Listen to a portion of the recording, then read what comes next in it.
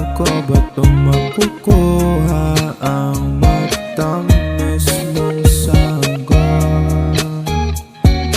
Paano ko ba ito makukuha ang matamis mong sagot? Habang tumatagal ay mas nagustuhan, maraming baka sa isipan mga katanungan. Di ko naman alam kung paano simulan. Ayoko kasi magkaroon ng katapusan. Nananatiling patanong ang mga bakit. Huwag kang mag-alala dahil wala na yung higit. Kumapit mahigpit, hindi ka pang saglit. Nandito lang ako, naghihintay sa'yo. Sana naman mapagbigyan mo na ako. Patunayan sa iyo na paano ko ba ito makukuha ang matamis mong sagot?